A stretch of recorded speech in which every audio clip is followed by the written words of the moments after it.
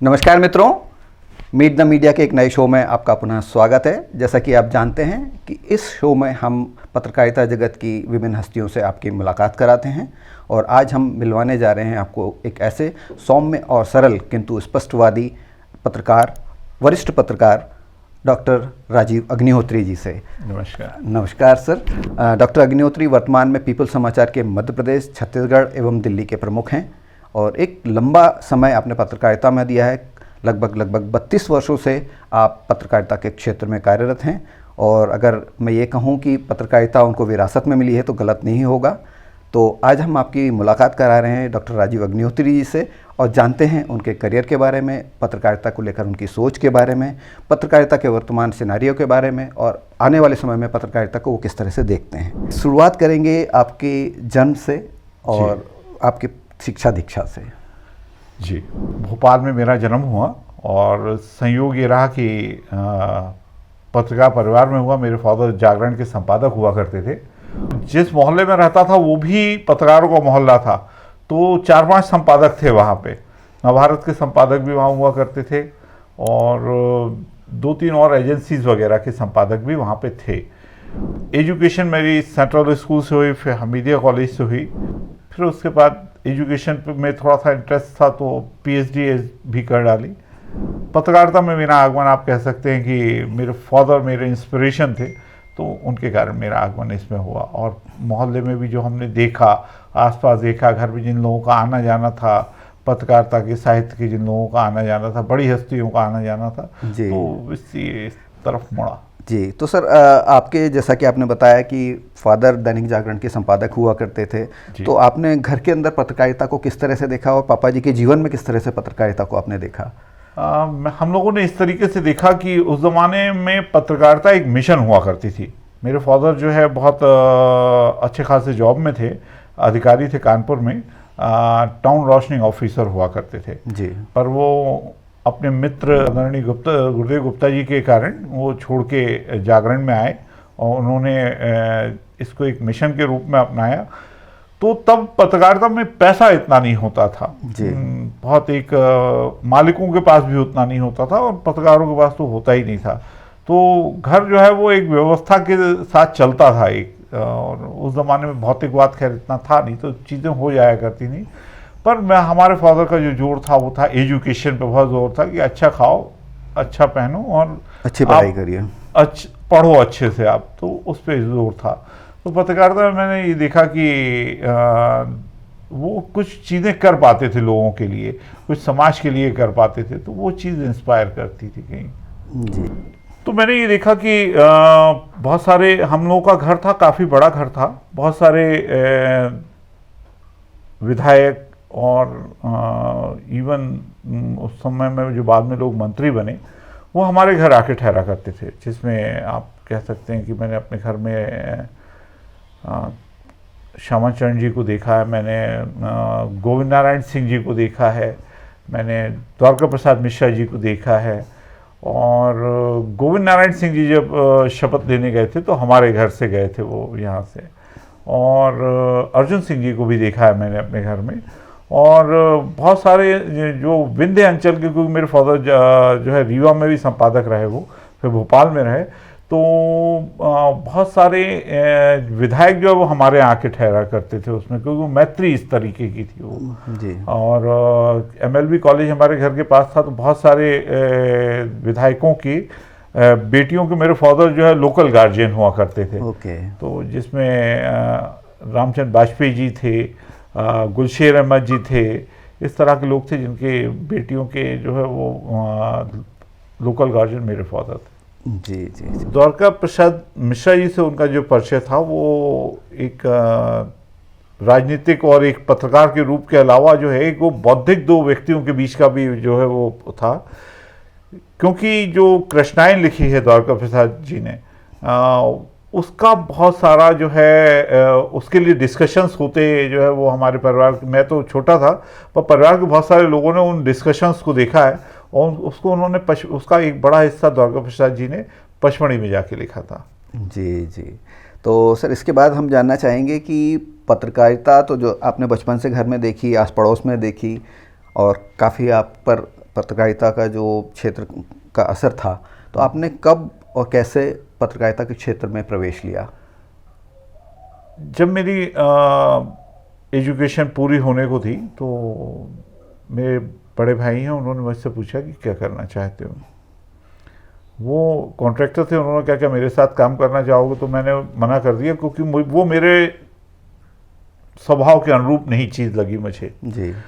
मैंने कहा कि मैं पत्रकारिता करना चाहूँगा और इसमें कहीं ना कहीं मेरे पिता का प्रभाव होगा या मेरे जो बचपन से मैंने मोहल्ले में देखा उस सब चीज़ों का प्रभाव होगा। वो तो कह सकते हैं कि वो एक असर था, उसके कारण मैं इस लाइन में आया। मैं तो कौन सा वर्ष था जब आपने प्रवेश लिया और किस संस्थान से आपने अपने करियर की शुरुआत की? मैंने जो प्रवेश लिया 1990 में लिया और नई दुनिया से मैंने शुरुआत की थी, लेकिन वो एक बहुत छोटा सा फेज़ था। उसके बाद मैंने जो है वो 91 में भास्कर में मैंने फिर ज्वाइन कर लिया और वहाँ एक लंबा समय वहीं पर गुजारा। तो सर, अब मैं जानना चाहूँगा कि आपने 32 वर्षों की जो अपनी पत्रकारिता है, इस दौरान किन किन प्रमुख अखबारों में काम किया, उसके बारे में थोड़ा बताएं। भास्कर मैंने लगभग 16 साल काम किया। मैंने भास्कर जब छोड़ा तो उसके बाद मैंने राज्य एक्सप्रेस में काम किया। वहाँ मैं टोटल 7 days 7 मैगज़ीन का कॉन्सेप्ट था, तो उस सेक्शन को हेड किया और बहुत अद्भुत काम हुआ। फिर उसके बाद नवदुनिया में एज ए न्यूज़ एडिटर मैं वहाँ रहा 2-2.5 साल। और फिर आप इसे कह सकते हैं कि पीपल्स में मेरी दूसरी पारी है।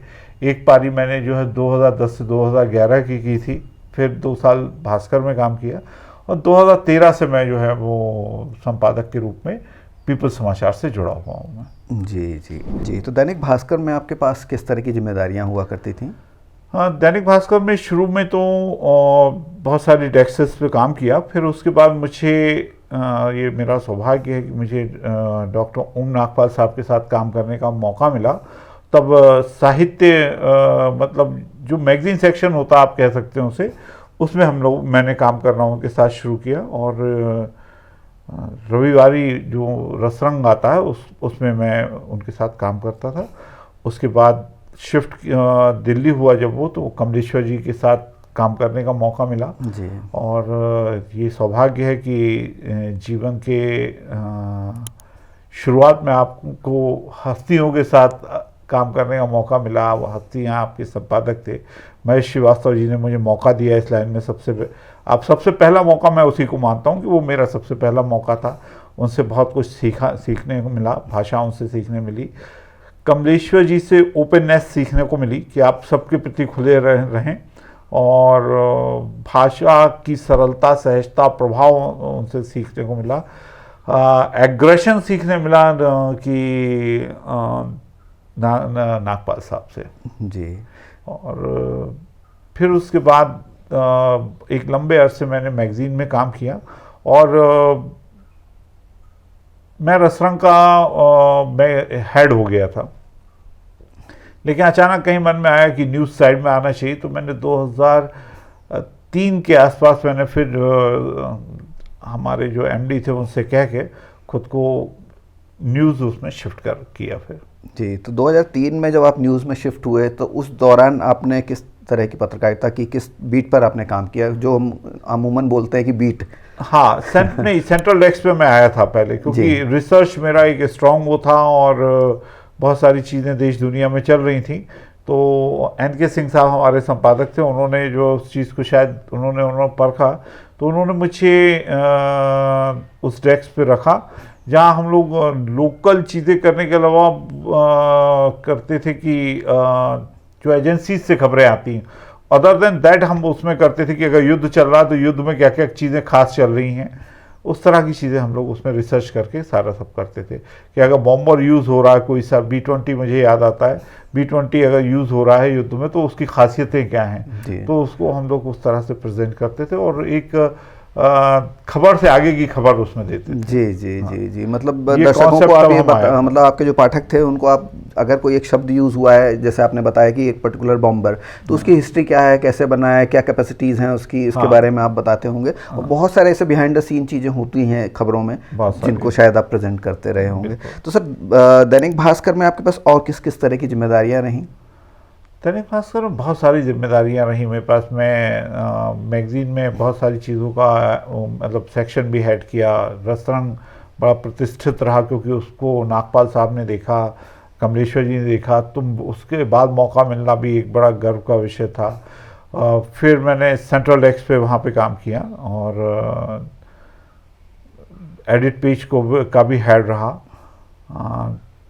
फिर कुछ छोटे छोटे प्रोजेक्ट्स होते थे जो कि एमडी के प्रोजेक्ट्स होते थे और बहुत अद्भुत होते थे, वो भी किए साथ में। जी, तो आपने ज़्यादातर रिसर्च वर्क और जो कहना चाहिए कि थोड़ा आपकी जिस तरह का मैं समझ पा रहा हूँ कि साहित्यिक भाषा और भाषा के ऊपर ज़्यादा पकड़ वाले कामों पे आपने काम किया। हाँ, एनालिसिस वगैरह भी आपकी रही हैं उसमें। आप बता रहे हैं संपादकीय पेज भी, तो संपादकीय पेज भी एक अपने आप में बहुत कठिन पेज माना जाता है, जिसमें कि आप भाषा के साथ साथ आपको ओवरऑल हैपनिंग्स क्या हो रही हैं और बैकग्राउंड का नॉलेज होना बहुत ज़रूरी है। तो सर, जो भाषा की बात आती है, तो किस तरह से आपने अपनी भाषा को इम्प्रूव किया और किन किन भाषाओं से आपका ज़्यादा साबका रहा? ये बहुत एक अच्छा सवाल है। मैं फिर एक बार अपने पिता का स्मरण करना चाहूँगा। उनको 5 भाषाएं आती थीं। जी। मैं मानता हूँ कि मुझे शायद 1.25 भाषाएं आती हैं, क्योंकि हिंदी में मैं पूरी नहीं मानता। लोग कहते हैं हमें हिंदी इंग्लिश आती है, मैं कहता हूँ कि मुझे 75% हिंदी आती है, 50% इंग्लिश आती है और बाकी सब भाषाएं मिला के थोड़ी बहुत और आती हैं, तो 1.25 भाषाएं मुझे आती हैं। लेकिन भाषा का एक अपना महत्व है और जैसा कि कहते हैं कि अगर आप कमाएंगे नहीं तो खर्च क्या करेंगे। तो अगर आप पढ़ेंगे लिखेंगे नहीं तो आपकी भाषा समृद्ध नहीं होगी, आपका ज्ञान समृद्ध नहीं होगा। तो जब आप पढ़ेंगे लिखेंगे तो आप की भाषा अच्छी होगी, भाषा में एक लय आएगी, सारी सब चीज़ें आएंगी। क्योंकि मैं सेंट्रल स्कूल से था तो एक अंग्रेज़ी का बैकग्राउंड था। फिर मैं हमीदिया कॉलेज में गया तो बिल्कुल हिंदी का बैकग्राउंड था। तो जब मैं निकला तो मैं एक खिचड़ी बैकग्राउंड था। तो संयोग ये रहा कि मेरे फादर ने मुझे एक किताब पढ़ने को दी थी, मृत्युंजय। उसको पढ़ते पढ़ते मैंने जाना कि हाँ, भाषा थोड़ी सी जानना ज़रूरी है। डिक्शनरीज मैंने साथ रख के उसके साथ फिर मैंने उसको पढ़ा और संयोग ये रहा कि महेश श्रीवास्तव जी के साथ काम करने का मौका मिला। एक एक शब्द के लिए एक एक घंटे डांटें जो खाई, उससे समझ में आया कि भाषा का महत्व क्या होता है। भाषा आपको संवाद की कला भी देती है, भाषा आपके लेखन को भी जो समृद्ध करती है। और अगर आपको ये भाषा नहीं है, सहजता सरलता उसमें नहीं है और मतलब हाँ, कमलेश्वर जी कहते थे कि भाषा वो होती है जो नदी की तरह होनी चाहिए, समुद्र की तरह नहीं, जो आपको एक लय के साथ बहाती हुई ले जाए, होना चाहिए उसमें। हाँ, कहीं उद्दाम हो तो कहीं सहज हो, तो भाषा वैसी होनी चाहिए। जी। तो इसके बाद मैं जानना चाहूँगा सर, जो आपने 32 वर्षों की पत्रकारिता की है, तो एक शुरुआती दौर जब हुआ करता था, उस दौरान में आपको कहा जाता है कि हाथ से लेखन होता था और बहुत सारी चीज़ें उस दौर में जो होती थी वो अब नहीं होती हैं, और जो अब हो रही हैं वो पहले नहीं हुआ करती थी। हाँ, बहुत सारी चीज़ें हो रही हैं सर। पहले पत्रकारिता मिशन होती थी, अब जॉब होती है। पहले आपने सही कहा कि कागज़ों पे लिखा जाता था और बचे हुए कागज़ों पे लिखा जाता था। जो प्रिंटर के रूल्स वगैरह निकलते थे उस सब पे लोग काम करते थे, लेकिन अद्भुत करते थे। तब भी प्रयोग तब भी होते थे, कठिन थे और कंप्यूटर नहीं था। अब तो कंप्यूटर के कारण काफ़ी इजी वर्किंग हो गई है, लेकिन तब भी लोग प्रयोग करते थे। काफ़ी सारी चीज़ें याद आती हैं कि उस ज़माने में प्रयोग किए गए थे। आपको शायद मुझसे भी पहले की बात है कि अखबारों ने बहुत अद्भुत छापा था यूनियन कार्बाइड के समय में। उनके जो पेज थे, उनके फोटोग्राफ्स थे, बहुत ही अद्भुत थे वो। और ये प्रयोग मतलब उस ज़माने में भी होते थे। आज ज़्यादा सरल हो गया, सहज हो गया, लेकिन साथ में आपके लिए और नया प्रयोग करने के लिए, क्योंकि सब जगह प्रयोग हो रहे हैं, सबके पास वही साधन है, तो अब आपको कुछ आउट ऑफ द बॉक्स करना है, आपको लोगों से अलग हटके करना है। नहीं तो आप रूटीन अगर देंगे तो कोई आप चलेंगे नहीं। जी हम लोग तो भी एक दौर में, इस दौर में सर मैं जो पाता हूँ कि शायद आज समाचार जो है शाम होते होते तक समाप्त होने लगते हैं, तो अगले दिन क्या परोसा जाए, उसको लेकर के किस तरह की चुनौतियाँ आप देखते सर हैं? हम लोगों के पास ये चुनौती थी, और हम क्योंकि शुरुआती दौर में थे अखबार में, पीपल्स समाचार की मैं अपनी बात करूं अगर, तो बहुत उसका आप कहें कि शुरुआती दौर में थे, और बड़ी बड़ी अखबार यहाँ पे थे उस समय, तो खुद को इस्टेब्लिश करना एक चुनौती थी। हमारे मैनेजमेंट का भी इसमें वो था एक विचार, विशेष रूप से कैप्टन रुचि विजयवर्गीय जी का, कि हम अलग क्या करें। तो उन्हीं के थॉट का एक वो था कि हमने स्पेशल स्टोरीज प्लान की, कि हम स्पेशल स्टोरीज अगर प्लान करेंगे, तो ये कॉन्सेप्ट हमने दिया कि स्पेशल स्टोरीज हम लोगों के यहाँ, आप देखते हो कि रोज़ कोई ना कोई स्पेशल स्टोरी होती, वो हमको सबसे अलग ले गई जी। संडे को हम लोगों ने एक वो प्लान किया कि पत्रकारिता का कहा जाता है कि हमेशा आप लोगों की निगेटिव चीज़ें छापते हैं, हमने पॉजिटिव चीज़ें छापी। कोई अधिकारी, कोई व्यक्ति, कोई सामान्य आदमी कोई बहुत अच्छा काम कर रहा है, तो हमने पॉजिटिव स्टोरी का एक जो है वो कॉन्सेप्ट हमने शुरू किया पत्रकारिता में। जी। ये हमारे पीपल्स समाचार की भी देन आप कह सकते हैं इसमें। जी। तो वो आपको, हमारे पाठकों को जो जोड़ता है, वो हमारी कुछ एक्सक्लूसिव चीज़ें जोड़ती हैं, जिसमें स्पेशल स्टोरीज़ हैं, जो इस तरह की लाइट मूड सॉफ्ट स्टोरीज़ हैं जो एक्सक्लूसिव हैं, वो जोड़ती हैं। और सर आपने शायद सिटीजन जर्नलिज्म की भी शुरुआत हाँ, की थी। सिटीजन जर्नलिज्म भी हम ही लोगों ने शुरुआत किया, और उसको व्हाट्सएप रिपोर्टिंग भी हम लोगों ने नाम दिया उसे, व्हाट्सएप रिपोर्टर।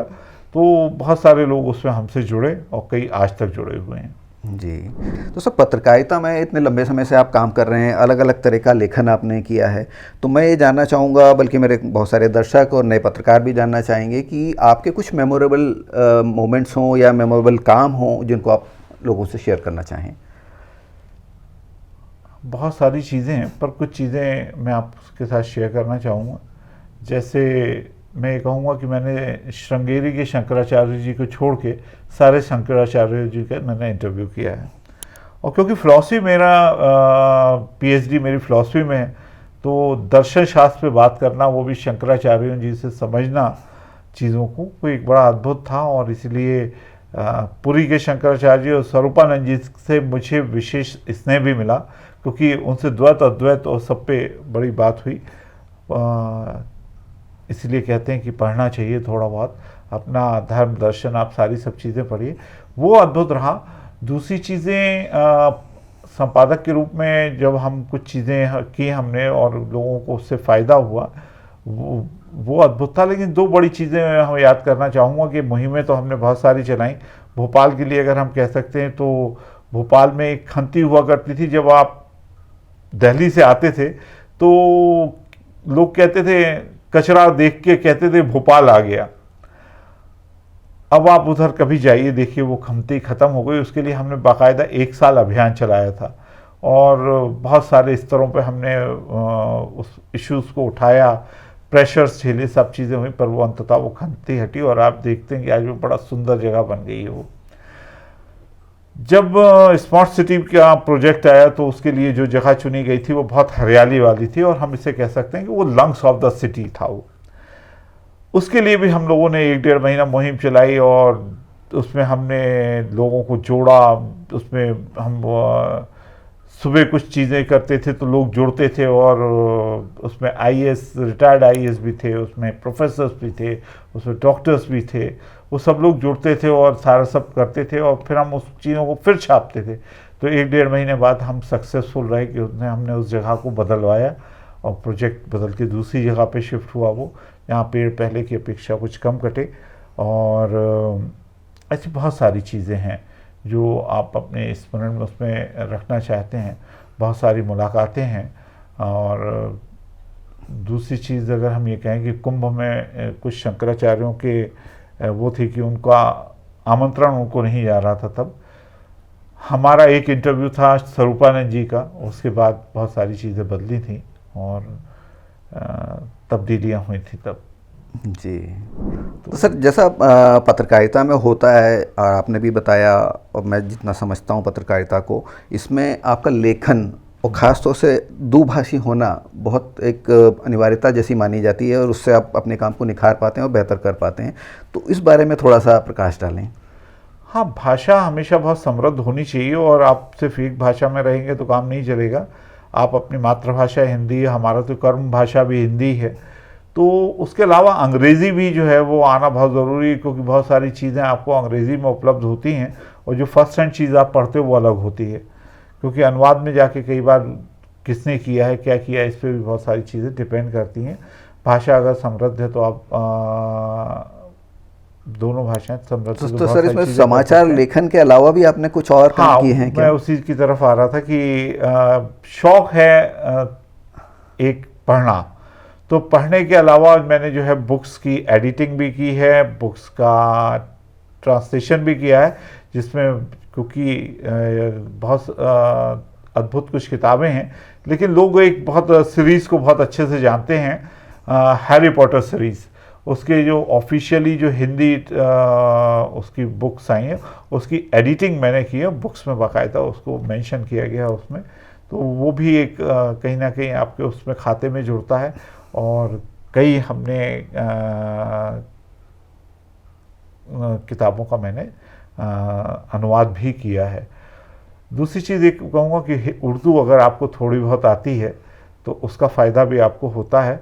भोपाल के ऊपर मैंने एक कॉलम हमारा पीपल्स में ही छपा था, और भोपाल 1010 से मैं इसकी शुरुआत मैं मानता हूँ, लोग तो अपनी विचारधाराओं के अनुरूप उसको पता नहीं कहाँ तक ले जाते हैं, पर मैं राजा भोज के आगमन और बड़े तालाब के साथ उसका मानता हूँ।